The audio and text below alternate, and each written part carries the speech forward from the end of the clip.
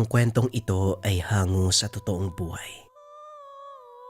Mula ito sa isa nating kabayan na itago na lang natin sa pangalang Rigor.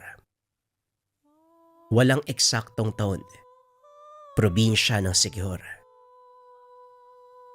Sa mundo ng lihim na karunungan, maraming kakayahan ang maaaring makamta ng isang tao.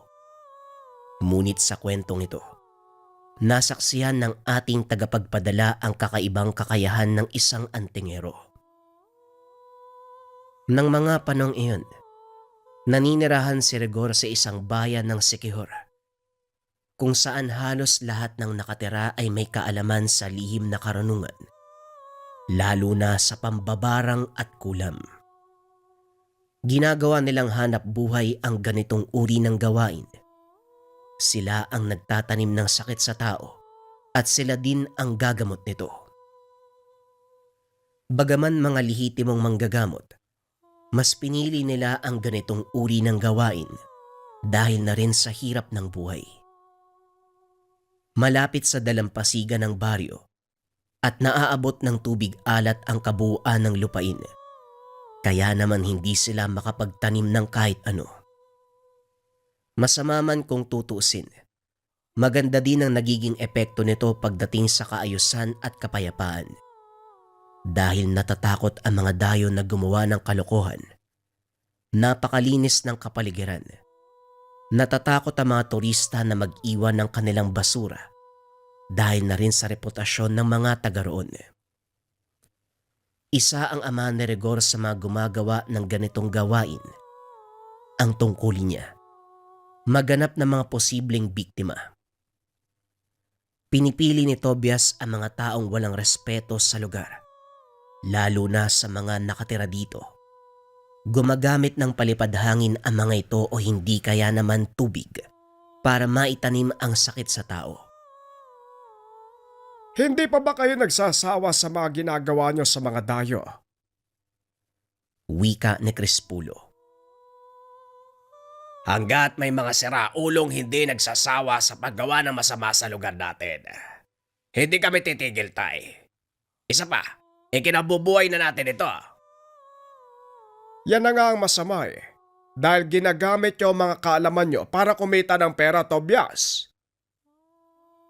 Wala namang masama doon, tay. Magiging masama lang ang isang bagay kung hindi mo gagamitin sa makabuluhang bagay. Sa nakikita nyo, hindi naman nagiging masama ang resulta ng ginagawa namin. Mas naging tahimik pa nga ang lugar natin, hindi ba? Naroon na tayo. Pero hindi pa rin tama. Hindi dapat pinagkakakitaan ng mga kakayahan nyo. Ang tawag doon ay pangloloko. Kahit ano pa ang sabihin mo, tay. Ito ang pinambubuhay ko sa pamilya. Pasensya na kung masama man ang tingin mo, pero hindi ako titigil. Wag lang sanang dumating sa panahon na singilin kayo dahil sa ginagawa nyo. Pag-uusap ng mag-ama. Si Mang Crispulo ang pinakaunang manggagamot na naninirahan sa lugar. Dinala niya dito ang pamilya upang doon mamuhay.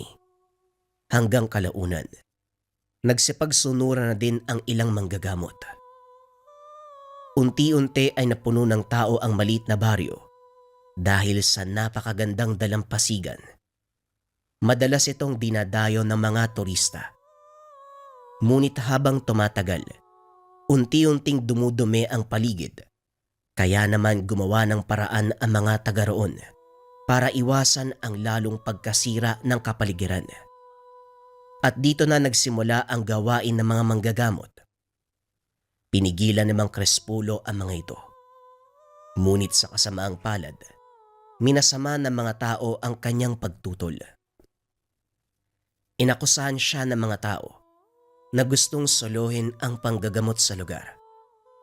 Alam ng lahat, si Mang Crispulo ang pinakamalakas na manggagamot, kaya hindi rin nila pwedeng galawin ng basta-basta. Hinayaan na lang din ni Mang Crispulo ang mga ito sa kanilang ginagawa dahil kahit anong gawing pangaral ni Mang Crispulo ay tila tumatagos lang sa kabilang tenga. Hanggang sa isang kaganapan ang lumantad na naging dahilan upang pakinggan siya ng mga kababaryo. Minsan isang hapon, habang nagpapahinga ang matanda sa maliit na beranda ng kanilang bahay, biglang dumating ang apong si Rigor. Hinahanap ang kanyang ama. "Lolo, nasan po si tatay? Kailangan ko po siyang mahanap," wika ni Rigor. Kumalma ka nga. Ano bang nangyari? Bakit natataranta ka? "May turista pong namatay mula sa kabilang isla. Dito po dinala sa atin eh. Baka may magagawa siya, kaya ko hinahanap." Mamatay. Ano pang magagawa ng tatay mo doon kung patay na pala? Ang sabi po ng bangkero na naghatid, malakas pa naman ang pulso ng tao, kaya nagbabakasakali sila. Hindi ko alam kung nasaan ang tatay mo. Baka naroon sa iba niyang kasama. Dali-daling tumakbo ang binata para tignan kung nasa mga kaibigan nga ito. Ngunit sa kasamaang palad, wala si Tobias doon. Muli itong bumalik sa kanilang tahanan. Sinabihan si Mang Crispulo na hindi mahanap ang ama. Sino ba ang mga nasa dalampasigan? Mga kasama ni tatay, pero wala din silang magawa eh. Kahit yung mga taga-ospital, hindi alam kung ano nangyari. Malakas ang pulso ng pasyente, kaso nga lang wala siyang malay. Kung ganon, bakit dito nyo dinala? Imbis na diretso sa pagamutan sa bayan. Binalak nyo bang pagkakitaan ng kawawang taong yon? Hindi ko nga po alam sa mga kasama ni tatay eh. Kaya nga hinahanap ko siya. Ang mabuti pa, samahan mo ko doon. Titignan ko kung ano magagawa ko. Akala ko ba nagretiro na kayo sa panggagamot? Sino nagsabi? Hindi nagre-retiro ang isang manggagamot. Habang nabubuhay at may lakas pa ang katawan ni Rigor, kailangan niyang panindigan ang tungkulin. Kaya bilisan mo na ang paglalakad. Pag-uusap ng dalawa. Nakarating ang mga ito sa kinaroroonan ng nasabing tao. Napapaligiran ng mga nakikiusisa at mga manggagamot mula sa grupo ni Tobias. Mang Crispulo, ano ginagawa niyo dito? Wika ni Lucas. Titignan ko kung anong nangyayari at kung may nagawa na ba kayo. Pero mukhang wala pa. Ano bang inaantay niyo? Ayon kay Rigor, malubha na ang kalagayan ng pasyente. Pero bakit wala ni isa sa inyo ang kumilos? Ano naantay niyo, bagong taon? Kasi po Manong, hindi namin alam kung nasaan yung mga kasama ng taong yan. Mamaya hindi kami bayaran kapag ginamot namin yan eh. Hanggang ngayon, pera pa rin ang kailangan para kumilos kayo. Tumabi ka nga dyan kung wala ka namang gagawin. Pinag-aralan din namin ng kaalaman, pati yung mga gagamitin namin sa panggagamot kagaya ng mga doktor. Bakit hindi kami maniningil? Tama ka. Pinag-aralan mo ng mabuti ang mga nalalaman mo. Pero tandaan mo, Lucas, hindi mo ito magagamit kung hindi ka pinahintulutan ng Panginoon. Wala kang karapatan na gamitin ang kapangyarihan niya para kumita. Kaya tumabi ka dyan.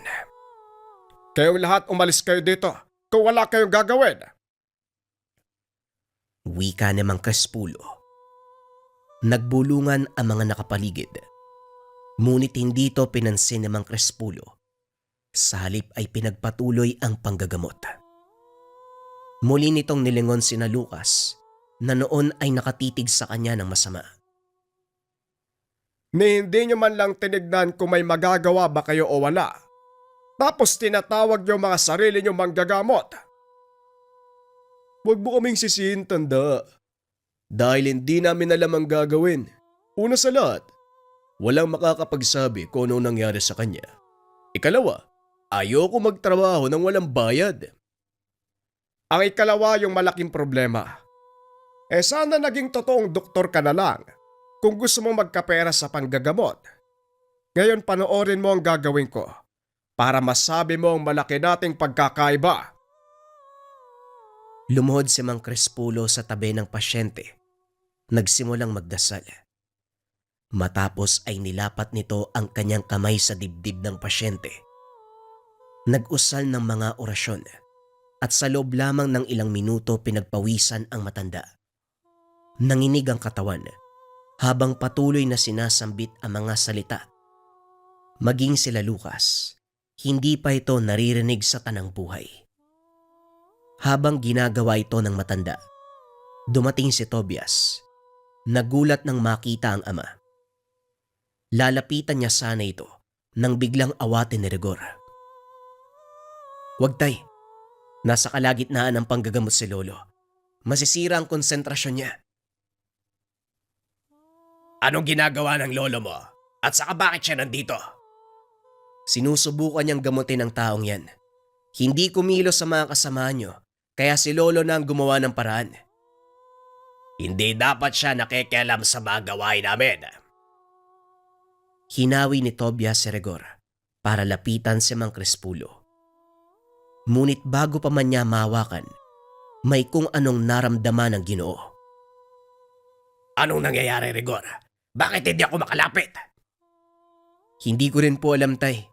Kaya mas mabuti siguro, wag na tayo makialam." Wika ng binata. Kinabahan si Mang Tobias dahil ito ang unang pagkakataon na naramdaman niya ang ganong pakiramdam. Na tila may pader na nakapalibot sa ama. Kinokuryente siya sa oras na mahawakan ito. Ilang minuto pa ang nakalipas tumayo si Mang Crispulo. Inutusan si Rigor na kumuha ng malinis na tubig inumin. Ikuha mo nga ako ng tubig inumin na po. Medyo nauwaw ako eh. Sige po, sandali lang." Pagkalis ni Rigor, kinausap ni Tobias ang ama. Ano pong ginawa niyo, tay? Kanina sinubukan kong lumapit, pero hindi ko magawa. Ano nangyari? Anak kita, di ba? Dapat alam mo kung ano ang kakayahan ko. Nakakalimot ka yata. Hindi naman po sa ganon. Ngayon ko lang nakita sa inyo ang ganong abilidad. Kung sa bagay, may sarili kang kaalaman, kaya hindi mo kailangan ng pagtuturo ko. Ngayon mo lang din makikita ang kakayahan kong ito, kaya manood kang mabuti. Dahil hindi ko alam kung kailan ko uli gagawin ang bagay na yan. Kayong lahat, kung ano man ang makikita nyo, lehitimo kong kakayahan. Hindi ko kinopya kahit kanino. Orihinal na itinuro sa akin ng isang totoong ermitanyo. Wika ni Mang Crispulo. Ikinumpas nito ang kamay papunta sa pasyente habang nag-uusal ng dasal. Nanlaki mga mata ng mga naroon nang makitang bumangon ang pasyente. Pero ang sabi sa akin, ang sabi ng mga kasama ko, patay na ang taong to. Paano mo siyang nabuhay? Oo, patay sa mundo ng tao ang katawan niya. Pero hindi pa nakakatawid sa kabilang dimensyon ng kanyang kaluluwa. Kaya nagawa ko itong hugutin. Meron pa ba sa inyong may kakayahan na gawin yan? Kulukuhan! Hindi lihim na karunungan ng Diyos ang ginamit mo, kundi aral ng demonyo. Sinong albularyo ang merong kakayahan na humugot ng kaluluwa sa kabilang dimensyon? Demonyo lang may kaya nun. Kung demonyo ang tawag mo sa akin, ano tawag sa inyo? Hindi ako nandito para makipagtalo. Nagawa ko na ang dapat kong gawin. Wala na akong pakialam kung ano pa ang gusto niyong isipin. Ngayon, kung hindi niyo kayang irespeto ang presensya ko sa baryo, malaya kayong hamunin ako. Nagulat ang lahat sa sinabi ng matanda. Maging si Tobias ay hindi inasahan ng mga nangyari. Wala itong alam na may kakayahan ng ama na bumuhay ng patay.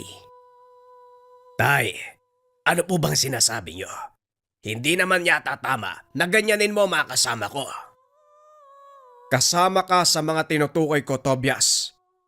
Masyado nang baliko ang mga ginagawa niyo. Wala na ang pagpapahalaga sa misyong inaatas sa inyo ng Diyos. Pera na lang ang tanging nagpapakilos sa inyo. Gaya ng sinabi ko, malaya kayong hamunin ako.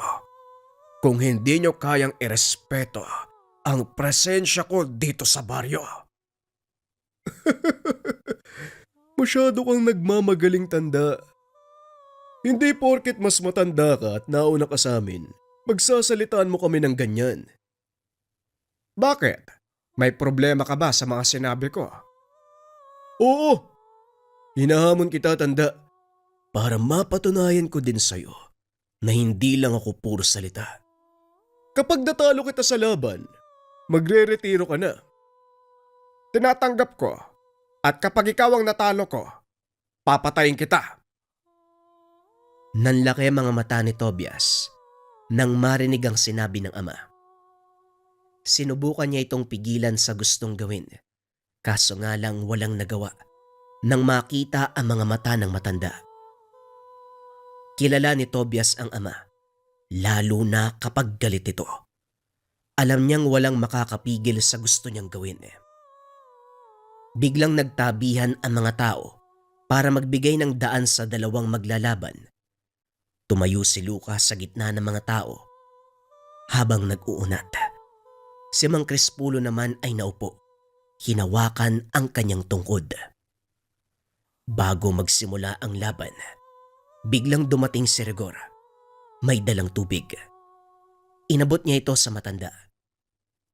Lo, eto na po ang tubig. Teka, anong gagawin niyo ni Mang Lucas? Wala naman na po.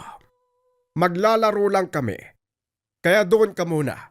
Ipainom mo sa pasyente natin yung tubig na hawak mo. Marahang naglakad si Rigor palayo sa matanda at nilapitan ang pasyente. Ngunit habang inaasikaso niya ito, nakatuon ang mga mata sa dalawang maglalaban. Handa ka na ba, Tabachoy? Ang yabang mo ah. Huwag mo kong tanungin. Dahil sa totoo lang, matagal ko nang pinangarap ang makatunggali ka sa ganitong uri ng labanan. Siya nga ba? O sige, ikaw na ang maunang sumugod. Masyado kang kumpiyansa sa sarili mo. Huwag mong pagsisisiyan ang mangyayari ha. Pagkatapos nito, siguradong may kalalagyan ka. Wika ni Lucas sabay sugod sa matanda. Nanatiling nakaupo si Mang Crispulo habang inaantay ang paglapit ng katunggali. Saktong mga 1 metro na lamang ang layo ng kalaban sa kanya nang bigla itong tumalsik, bumalik sa pinanggalingan. Oh, anong problema? Bakit hindi ka sumugod? May sa demonyo ka nga matanda ka. Bahala ka kung ano ang gusto mong isipin. Gawin mo ang lahat para matalo ako. Hindi ba gusto mo na ako magretiro? Nagbagong isip ko, tanda. Hindi lang pagre-retiro mangyayari sa'yo. Pagkatapos ng laban na to, ibuburol ka ng mga kamag-anak mo. Hindi yan sinasabi, Tabachoy. Ginagawa yan. Nag-usal na mga dasal si Lucas. Inilabas ang talandro. Itinali ito sa kamao at muling sumugod. Kaso nga lang laking gulat niya nang biglang humarang si Tobias sa kanyang daraanan. Ano ginagawa mo, Tobias? Kinakampihan mo ba ang tatay mo? Alam mong malaki ang kasalanan niya sa grupo natin at magiging hadlang ang matandang yan sa mga gusto nating gawin. Hindi ko kinakampihan ang tatay ko. Kilala ko siya, Lucas. Kaya itigil mo ang kaibangan dahil walang ibang kahihinatnan ang ginagawa mo kung hindi kamatayan. Walang ibang mamamatay dito kung hindi ang matandang yan. Kaya tumabi ka kung ayaw mong madamay sa gagawin ko. Makinig ka, Lucas. Alam mo ba ang dahilan kung bakit ka tumalsik kanina? Napaisip si Lucas. Napagtanto ang mga sinabi ni Tobias. Hindi mo nakikita ang mga nilalang na nakapaligid kay tatay dahil nabubulagan ka ng galit. Ang totoo, hindi siya ang kalaban mo kung hindi ang mga alaga niyang engkanto. Mga alagang engkanto. Kung ganun tama ang hinala ko, May sa demonyo ang matandang yan. Mas malaki ang rason para tapusin ang buhay niya. Huwag mong pairalin ang katigasan ng ulo mo, Lucas. Sinasabi ko sa'yo, mamamatay ka. Tumabi ka, Tobias. Huwag kang makialam. O baka gusto mong madamay. Ay nako. Huwag mo lang sana akong sisihin kung sakaling may mangyaring hindi maganda. Lumakad palayo si Tobias. Ngunit nangangamba ito para sa kasama. Ito ay sa kadahilanang nakita ng Ginoo ang alagang engkanto ni Mang Crespulo. Itinoon nito ang pansin sa dalawang naglalaban. Si Mang Crespulo hindi pa rin umaalis sa kinaupuan.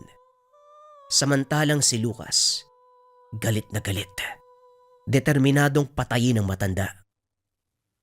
Napapansin ko, parang nag-aalangan ka. Bakit? Anong sinabi sa'yo ni Tobias? Wala ka na doon kaya maganda ka, tanda. Ito na ang huling beses mong makikita ang mundong ibabaw. Pagkatapos ng gagawin ko, pagpipiestahan ka ng mga demonyong nasa tabi mo. Yan ba ang sinabi sa'yo ni Tobias? Bakit parang mali naman yata ang nakikita mo? O nakikita mo nga ba? Hindi na mahalaga kung nakikita ko o hindi. Tugon ni Lucas sabay sugod sa matanda. Buong lakas itong tumalon papunta kay Mang Crespulo. At nang malapit na, inakala nitong matatamaan ng suntok ang matanda. Ngunit ilang pulgada na lang ang natitira. Hindi pa rin umilag ang matanda.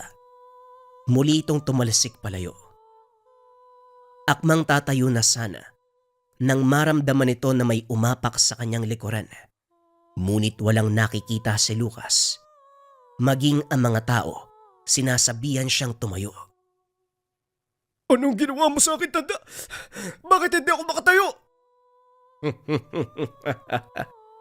Hindi ba sinabi sa'yo ng anak ko na hindi ako ang kalaban mo? Kalokohan! Paano hindi? Ikaw lang naman ang nakikita ko. Kung ganon talagang bulag ka.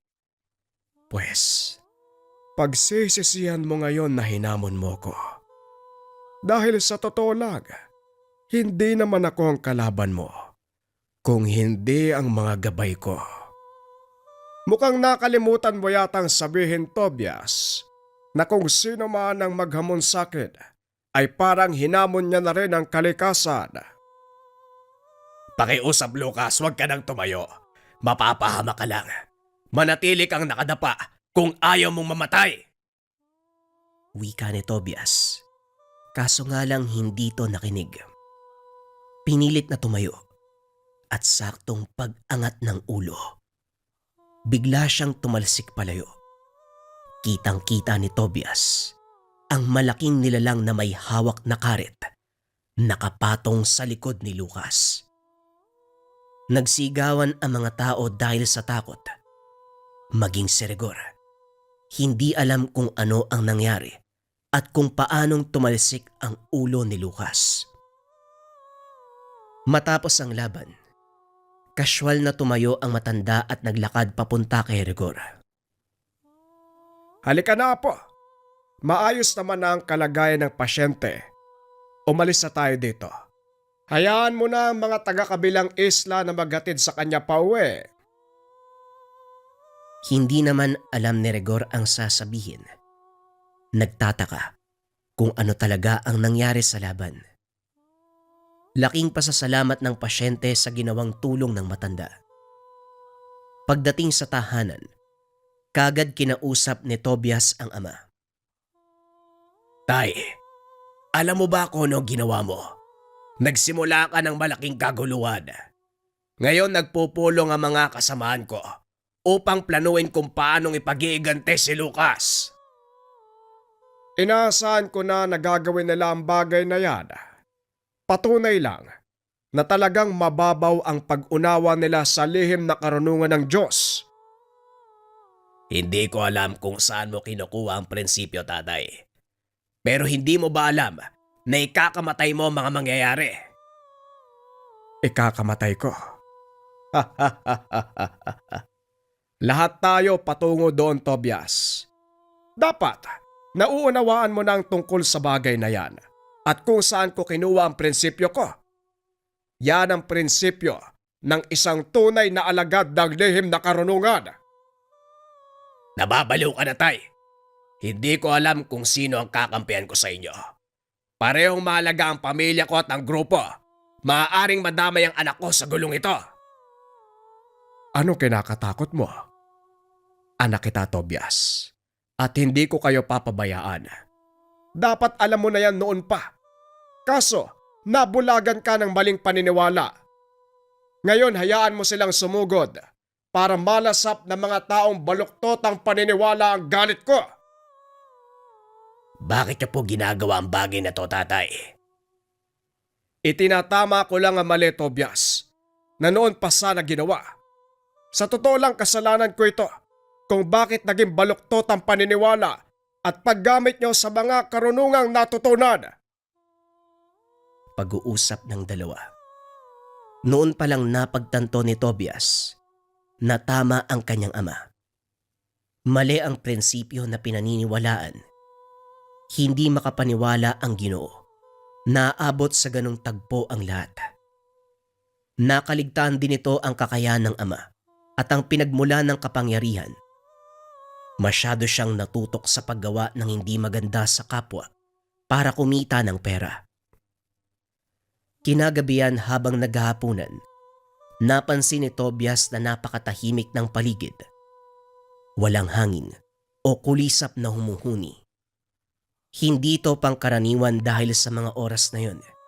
Panay na ang tunog ng mga kuliglig at iba pang insekto sa paligid. Tay, napapansin ko parang may mali. Alam ko. Hayaan mo lang sila. Tapusin mo yung kinakain mo. Biglang nawalan ng ganang kumain si Tobias. Ngunit pilit nitong inuubos ang laman ng plato dahil ipinag-utos ng kanyang ama. Matapos kumain, dali-dali itong tumayo at lumabas ng tahanan.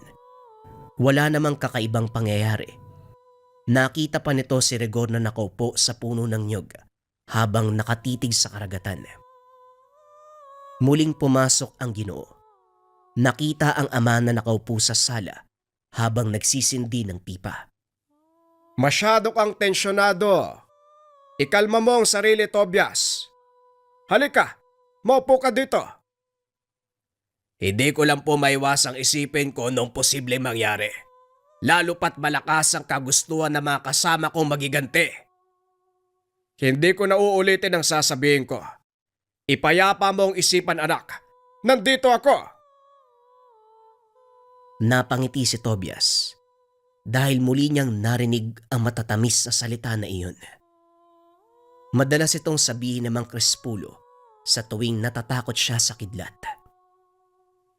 Habang nagpapahinga, biglang bumukas ang pintuan at laking gulat ng dalawa. Nang biglang pumasok si Rigor, namumutla ito na parang natakot sa kung ano ang nakita. Anong nangyari, Rigor? Parang hinabol ka ng 10 demonyo. Parang gano'n na nga po, Lolo. Nandyan sa labas ang ilan sa mga kasama ni Tatay. May dala silang mga armas. Ito na nga ba ang sinasabi ko? Rigor, huwag kang lalabas ng bahay. Pumasok ka sa silid. Kahit anong mangyari, huwag kang aalis. Opo, Tay, pero paano po kayo ni Lolo? Huwag kang mag-alala. Akong bahala po. Sige na, sundin mo na lang ang sinabi ng tatay mo. Dali-daling pumasok ng silid si Rigor. Sinarado ang bintana.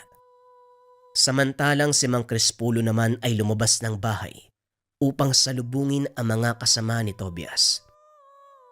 Nakasilip sa maliit na siwang ang binata. Nang mga sandaling ito, gawa lang sa kawayan ang dingding, kaya dinig ang mga usapan sa labas. Kasama! Gabi na!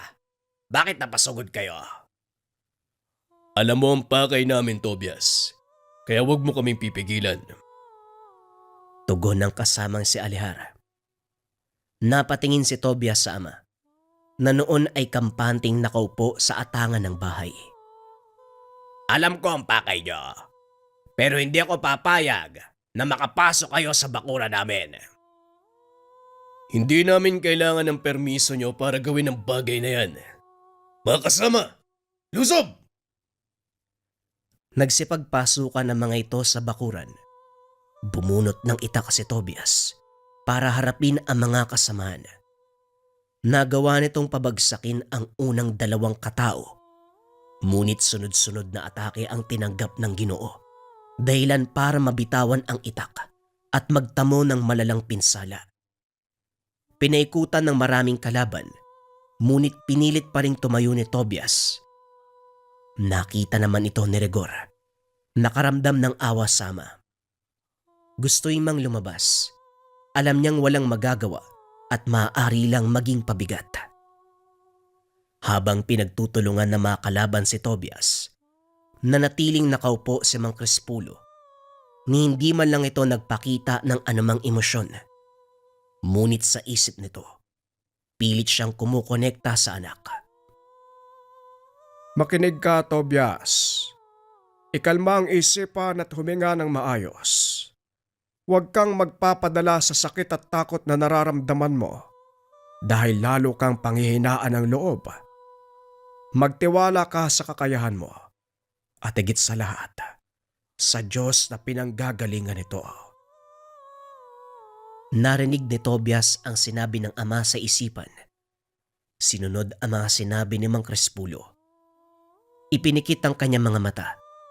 Huminga ng malalim kahit na nakakatanggap ng mga atake.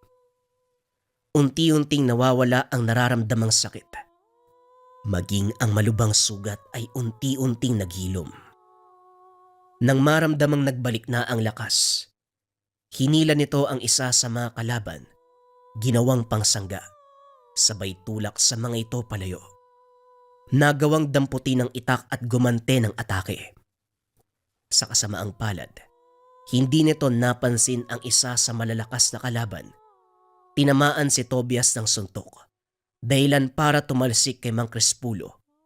Dito na tumayo ang matanda at inalalayan si Tobias. Tumabi ka muna. Ako nang bahala sa mga ito. Pasensya na tayo. Napakahina ako para makipagsabayan sa inyo. Hindi na nagsalita ang matanda. Naglakad ito papunta sa kinakatayuan ng mga kalaban. Bawat hakbang nito, isang kalaban ang nalalagas. At nang makalapit ng husto sa mga kaaway, ang tanging nakatayo na lang, yung makakatagal sa taglay na lakas ni Mang Crispulo. Anong nangyari sa mga kasama mo? Bakit sila nagbagsakan?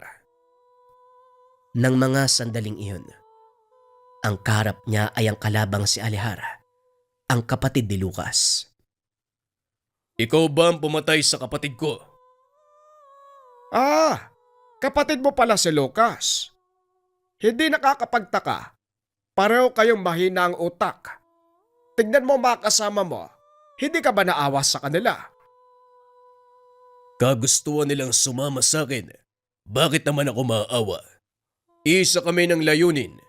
At yun ay tuluyan kang wasakin. Ay nako, wala kang pinagkaiba sa kanya. Pero pagbibigyan ko kayo, tumalikod ka kasama ng mga yan at kakalimutan ko ang ginawa nyo dito. Paano kung ayoko gawin? Desisyon mo yan. Huwag mo lang pagsisisihan. Wika ni Mang Crispulo. Nagsipagsugod ang mga kasamahan ni Alejara. Ngunit hindi pa man nakakalapit ang mga ito. Nagbagsakan sila. Ang ilan ay namilipit sa sakit habang sinasapo ang tiyan. Ang ilan ay hindi makagalaw na tila ginagapos ng kung anong nilalang. Dito ay muling nakita ni Tobias ang mga alaga ng ama. Maging si Rigor, nasilayan kung gaano kalupit sa pakikipaglaban ang matandang antingero. Hindi makapaniwala si Alejara, ni Sainagap. Hindi nito akalain na ganong kalakas si Mang Crispulo. Sinubukan pa nitong umatras ngunit huli na. dahil tinuluyan siya ng matanda. Isang kumpas ng kamay ang ginawa. Nahati sa dalawa ang katawan ni Alejara. Maging ang ilan pang natitirang kalaban, tuluyang binawian ng buhay. Binigyan ko kayo ng pagkakataon na umalis sa lugar na ito. Pero hindi kayo nakinig. Ngayon pagdusahan mo ang bunga ng inyong kangalan. Wika ni Mang Crespulo habang nakadungaw sa wala ng buhay na si Alejara. Matapos ang kaganapan, hindi na muling bumalik pa ang iba sa kanila. Tuluyang iniwan ang maruming gawain. Namuhay ng maayos. Bumalik ang kapayapaan sa kanilang baryo. Nawala ang pinairal na sistema ng dating pangkat ni Tobias. Unti-unti na ring nabalik ang tiwala sa mga tao at lalong yumabong ang kanilang ekonomiya pagdating sa turismo. Ito ay dahil sa pangangalaga ng lolo ni Rigor, si Mang Tobias, isang antingero na bumubuhay ng patay. Ang susunod na kwento ay bagong istorya pa rin. Ito ay tungkol sa diingon nato, uri ng engkanto. Simulan na ang storya. Ang kwentong ito ay hango sa totoong buhay. Mula ito sa isa nating kabayan na itago na lang natin sa pangalang Pael. Taong 1990, Cebu. Maagang naulila si Pael, kaya napilitang asikasuhin ang sarili upang mabuhay. Namasukan bilang tsoper ng bus na bumabiyahe sa probinsya ng Cebu. Nung una, naging maayos ang takbo ng pamamasada, pero kalaunan ay nagtataka sa babaeng lilitaw sa partikular na daanan. Tuwing alas 10 ng gabi nagpapakita, mag-iintay sa tabi, papara at sasakay. Hindi nagsasalita, tahimik na nauupo sa pinakalikuran. Sa labas palagi ang tingin. Sa pinakahuling lunsod na sakop ng ruta bumababa. Sunod-sunod ang ganitong kaganapan, kaya hindi maiwasan ni Pael na magtaka. Isang gabi, nadaanan na naman. Pumara, sumakay at naupo sa dulo. Iilan na lang ang pasahero dahil 10 oras na ng gabi.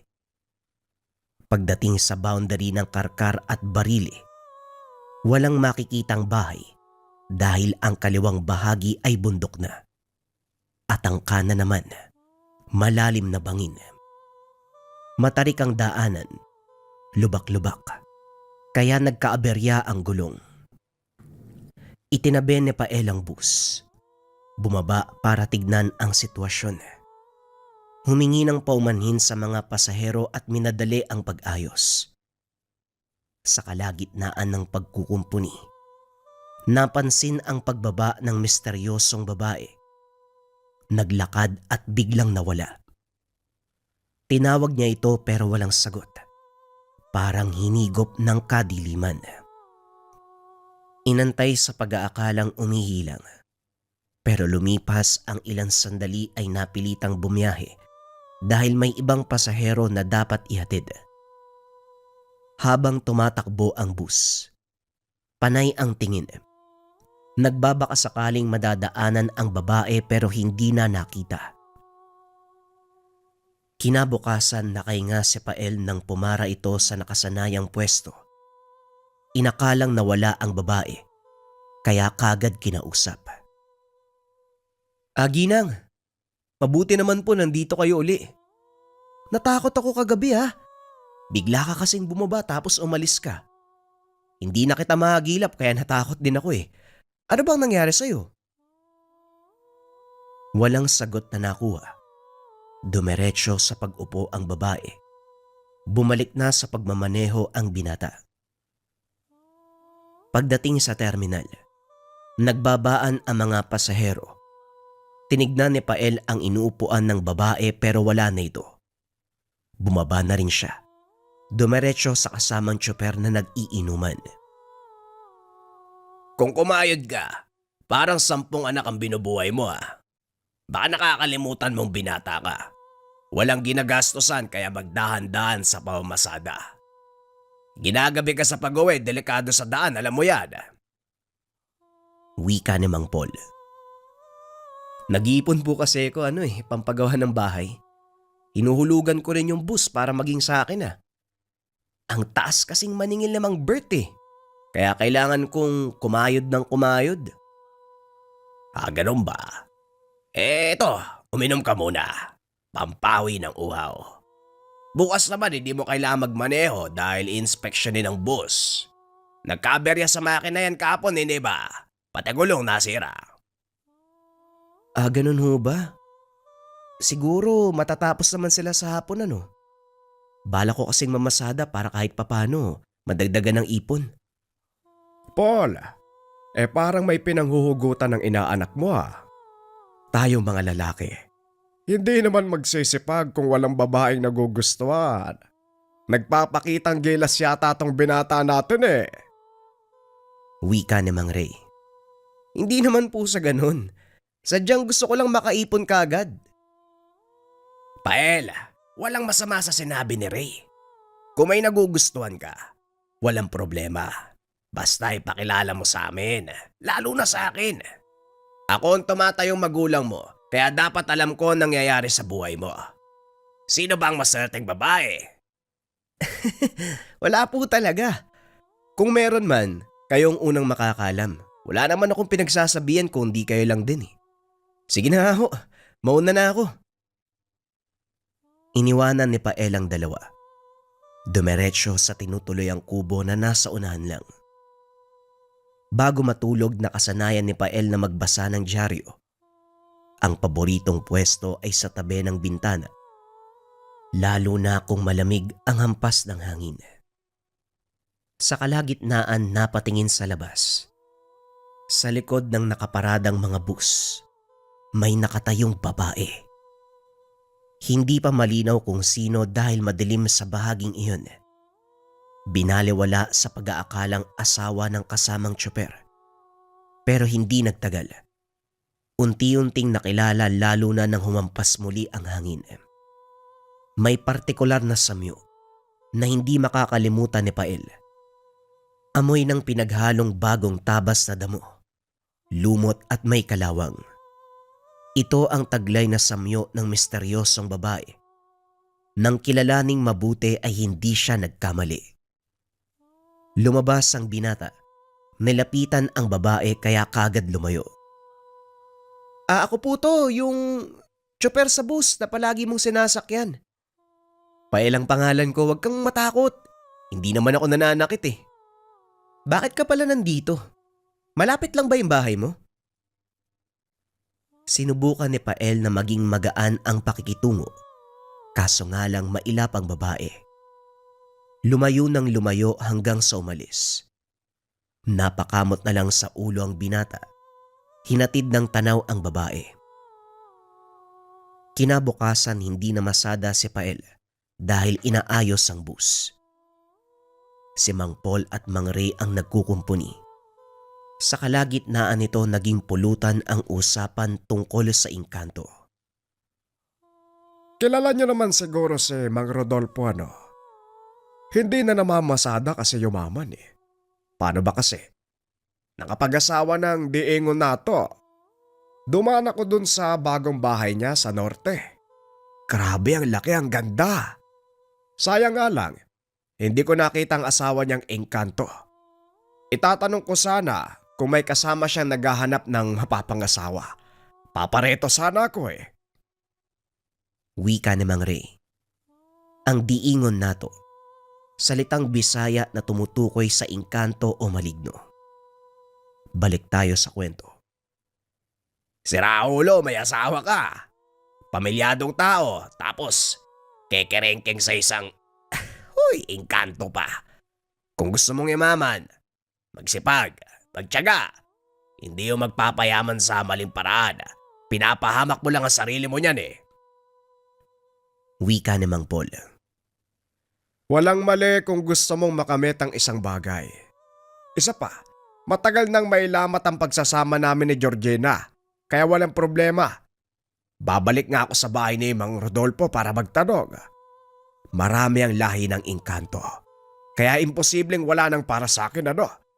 Kapag ako nakahanap tapos yumaman, ako ang bubuhay sa inyo.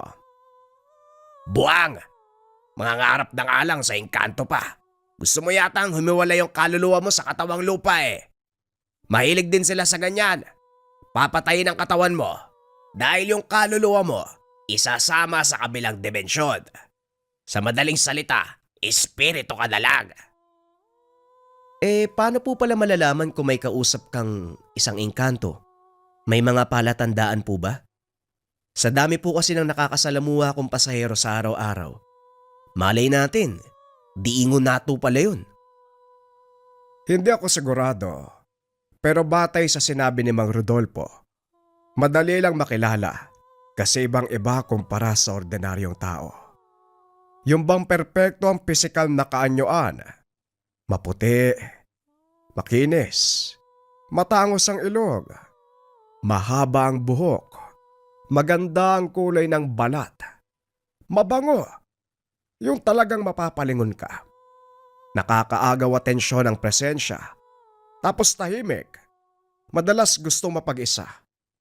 Pael kung may ganito kang pasahero, itabi mo ang boss kasi ayon sa paniniwala ng nakakatanda, magsasani sila ng disgrasya.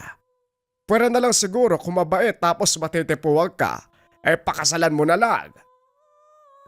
Buwang ka talaga, Ray.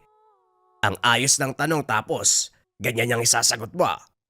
Pael, huwag ka maniniwala sa gurang na yan ah. Umaarangkada ang pagiging siraulo. Sa ibang araw ko nalang magtanong, baka sakaling gumaling yung utak niyan. Natawa na lamang si Pael sa biroan ng dalawa. Sa kabilang banda, sumagi sa isipan ang misteryosong babae. Hindi malinaw sa kanya kung ano ang ginawa nito kagabi. Pakiramdam niya gusto siyang kausapin pero nahihiya lang. Sa sinabi ni Mang Ray tungkol sa engkanto, may parteng nagdududa. Umakma kasi sa anyo ng babae. Posible kayang engkanto siya? Tahimik, mailap, perpekto ang muka. Ano ka mo, Pael? May sinasabi ka ba? Hindi ko marinig kasi nakatuon ang pansin ko sa makina. Ulitin mo na lang. Ay wala po. May naalala lang po ako tapos napalakas ng pagkakasabi. Wala po yun. Sige lang po, tumuli lang po kayo sa ginagawa nyo. Wika ni Pael. Sa pagbabalik ng pamamasada, siya na mismo ang humiling na sana gumabi na para makita uli ang babae. Hindi niya alam pero parang nasasabik siya rito. Kaagad iwinaksi nang mapagtanto ang naisip. Pagdating sa lugar kung saan madalas nag-aabang ang babae, huminto siya kahit wala ito. Nagtataka din ang mga pasahero dahil wala namang bababa sa bahaging iyon. Nang hindi pa siya kumilos, pinukaw ang atensyon ng isa sa mga pasahero. Kuya, may nakikita ka po bang hindi namin nakikita? Poste lang po yung nakatayo dyan, walang pasahero. Andar na ho. Patatagalan tayo niyan eh. Pasensya na. Nasanay lang ako kasi palagi may sumasakay dito eh. Dismayado si Pael. Malungkot dahil hindi nakita ang misteryosong babae. Nasanay na siya sa presensya nito, kaya hindi maiwasang hanap-hanapin. Gayunpaman, napangiti nang malaman na nasa likuran nito ng mga nakaparadang bus. Nilapitan niya. Sa wakas, pumayag na ito na makipag-usap. Akala ko, hindi na kita makikita ngayon eh. Wala ka kasi dun sa palagi mong inaabangan. Pael pala ang pangalan ko. Anong pangalan mo? Teresita ang pangalan ko. Akala ko nga hindi kita makikita eh. Lagpas na kasi sa oras. Hindi pa dumadaan yung bus mo eh. Nagka-problema ba? Nakipagkamayan ito. Ganun na lang ang pagsinghap ni Pael. sa lambot at lamig ng palad. Hindi naman sana masama ang panahon, pero parang nagyeyelo ang kamay. Hindi masyadong pinansin dahil naglalaro sa isip ang sinabi. Kung ganon, inaantay mo pala ako? Pasensya na ha. Natagalan ako sa biyahe dahil in-inspection yung bus ko eh.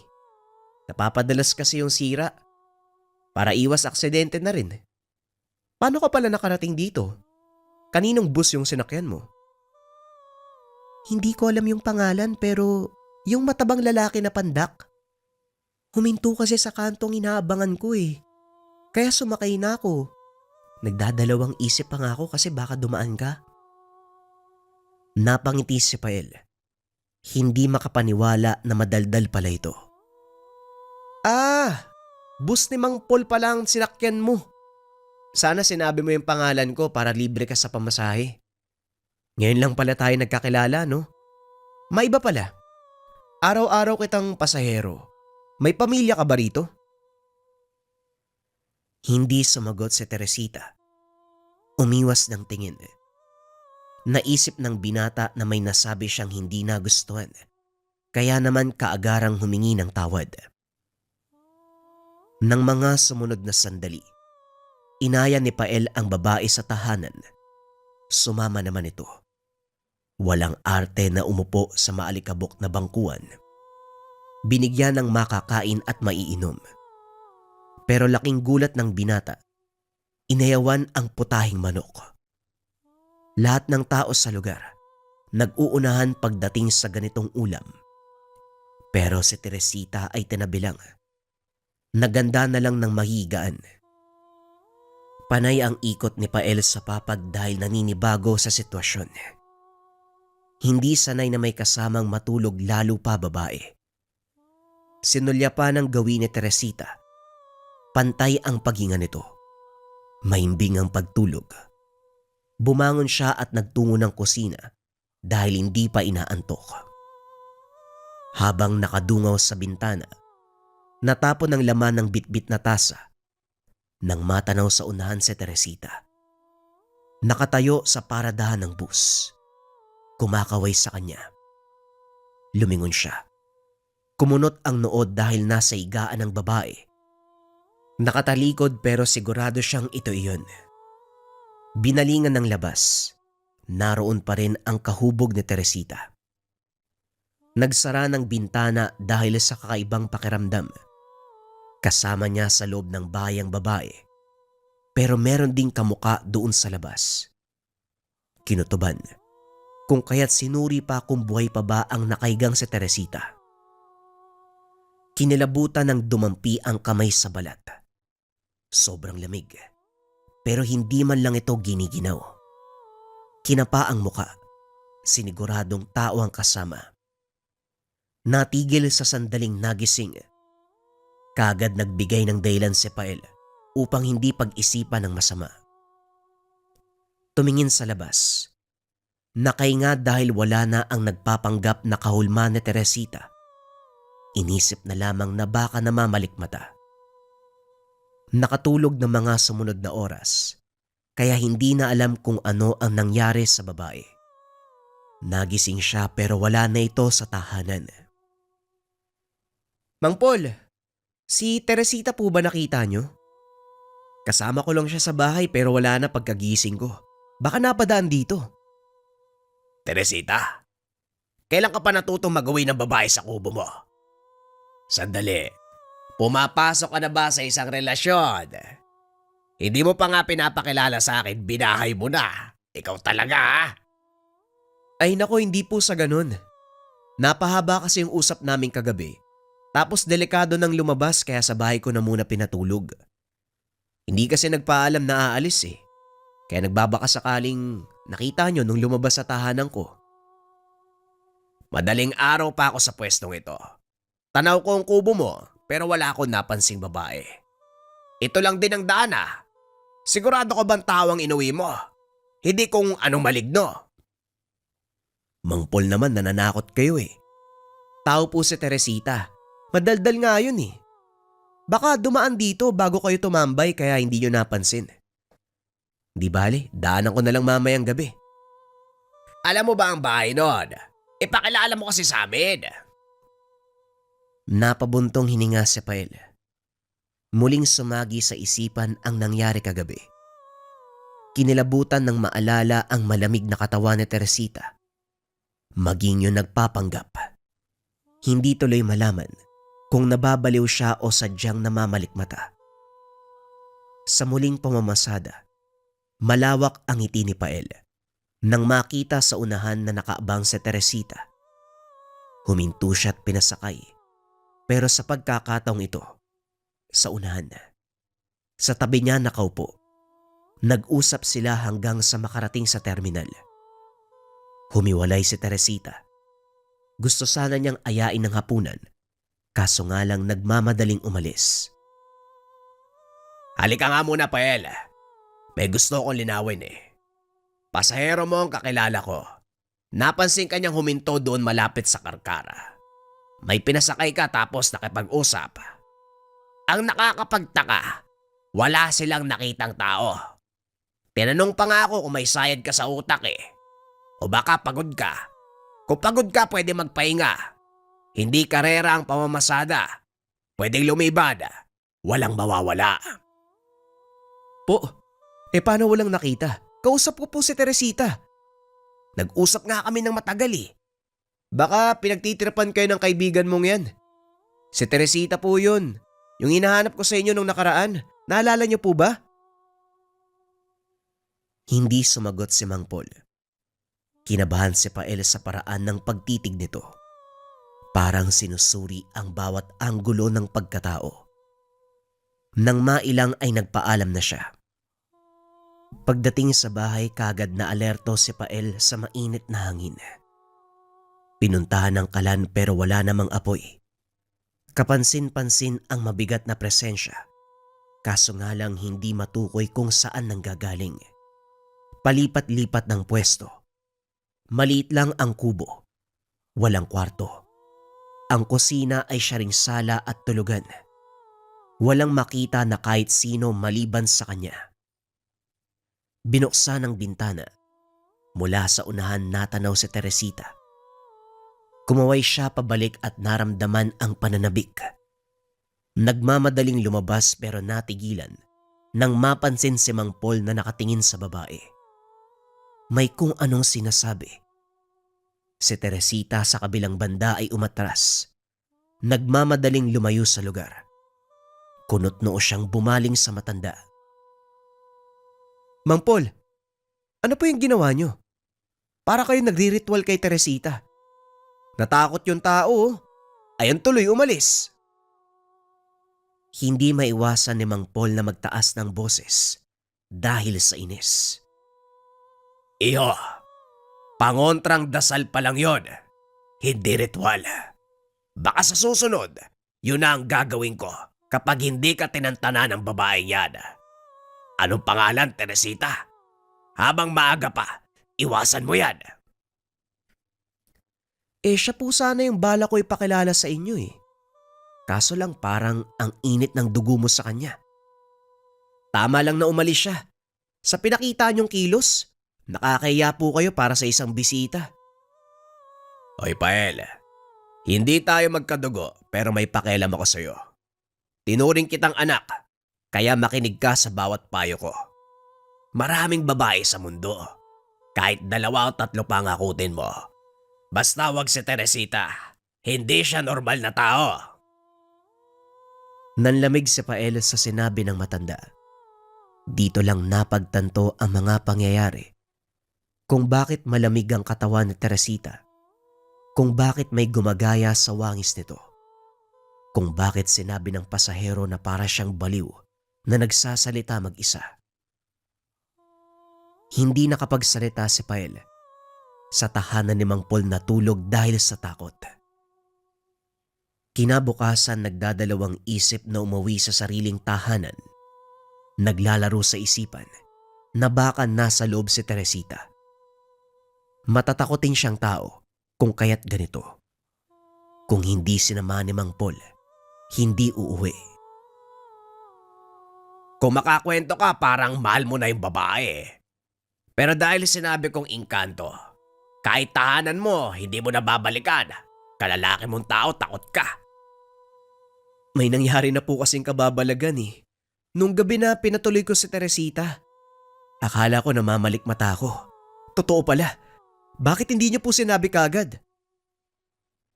Nagduda na ako nung umaga na hinanap mo ang babae. May naamoy akong samyo ng engkanto sa'yo. Idagdag mo pa ang sinabi ng kakilala ko na naging pasahero mo. Hindi ako nagkamali ng hinala. May kumapit na engkanto sa'yo. Mang Paul, baka pwedeng awat muna tayo sa usapan na yan. Kinikilabutan na ako eh. Nanonood lang si Pael sa ginawa ng matanda. Pinalibutan ng asin ang mga bintana at pintuan habang nagdarasal sa wikang Latin. Pagkatapos ito, unti-unting naramdaman ng binata ang kaginhawaan. Kumpara sa naunang sandali, may kabigatan ang hangin. Bumiyahe si Pael, pero nang palapit na sa pwestong madalas abangan ni Teresita, binilisan ang takbo. Diretso ang tingin, pero nagulat na lang sa biglaang paghinto. May puwersang pumigil. Sinundan ng pagpasok ni Teresita. Napalunok ang binata nang maramdaman ang presensya nito sa likuran. Kapareho ng mainit na hangin doon sa tahanan.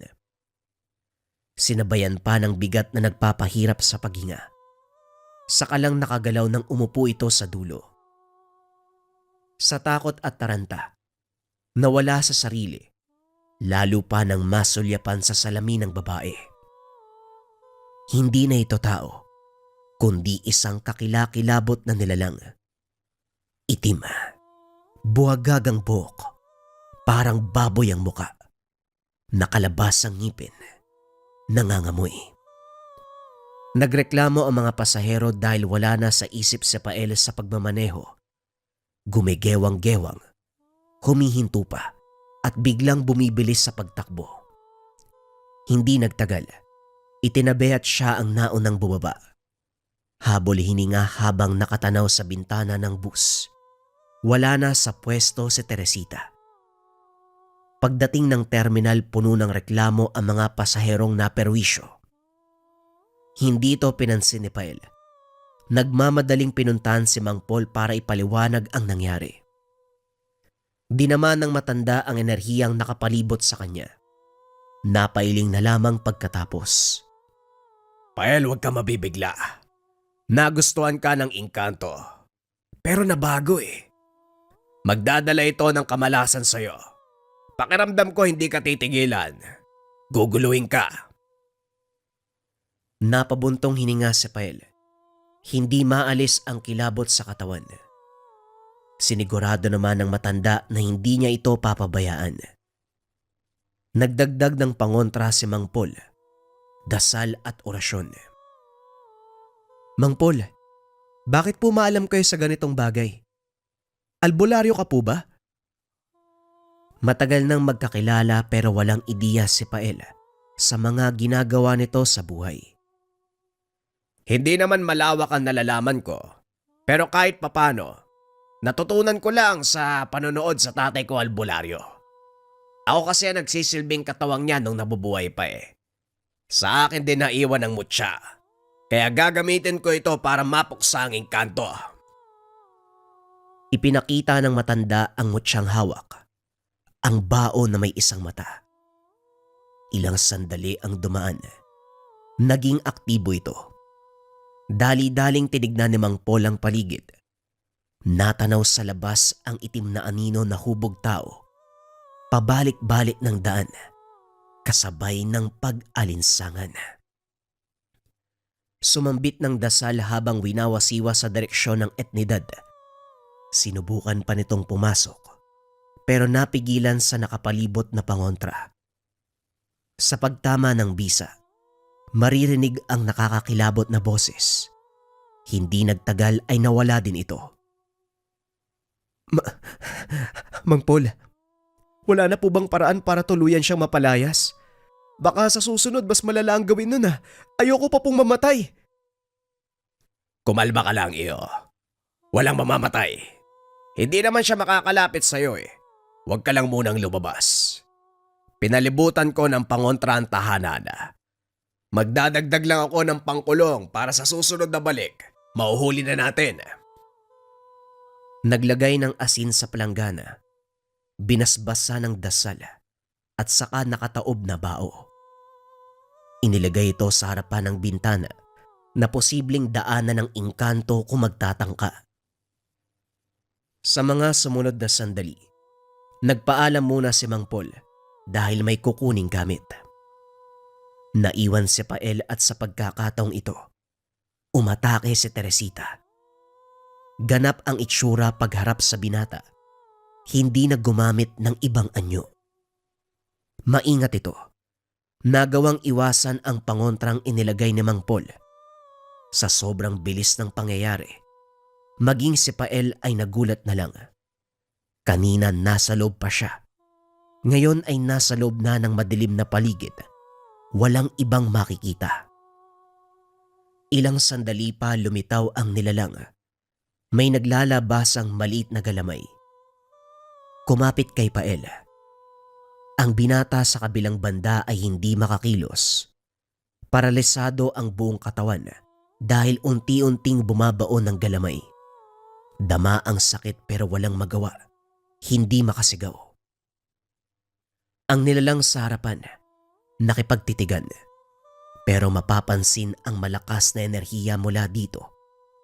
Pinipilit ihiwalay ang kaluluwa ni Pael sa katawang lupa. Hindi na alam ng binata ang gagawin. Lalo na nang maglabas ng dugo ang bibig, ilong, mata at tenga.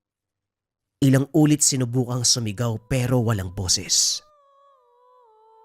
Ang mga galamay ay sumakop na sa katawan ni Pael. Tanging ang mukha na lamang ang hindi naabot. Humigpit ng humigpit, kasabay ng walang tigil na pagdurugo ng bibig at ilong. Bumigat ang mga mata. Unti-unting nandilim ang paningin. Nanghihina. Napapagod. Parang may nakapatong sa magkabilang balikat. Hindi nagtagal ay bumulagta. Nakatawid ang katawang nagmistulang bato. Hindi siya makagalaw. Naghihintay na lamang kung kailan mamamatay.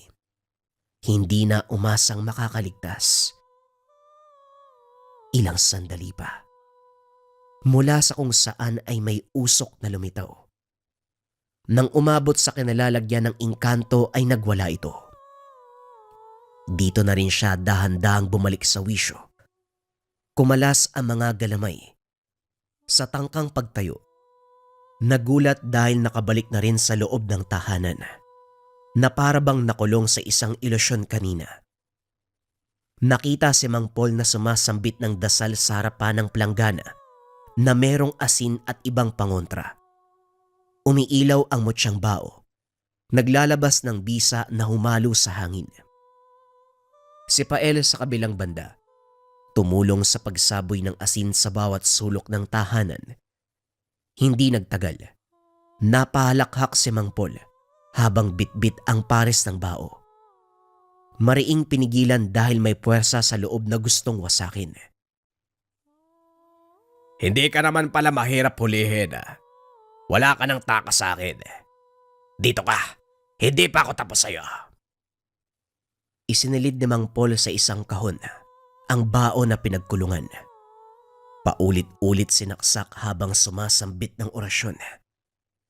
Walang pisikal na bagay sa loob pero may gumagalaw, nagwawala. Sinabayan ito ng nakakabinging ingay, nang higit sa 2 boses. Hindi tinigilan sa pagsaksak, hanggang sa masigurado na tuluyang nawakasan ang etnidad. Tinapos ito sa muling pagkakarga ng orasyon.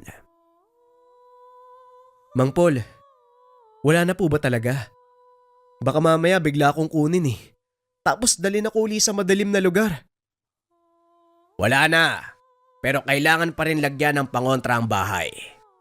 Para mawala ang naiwang puwersa.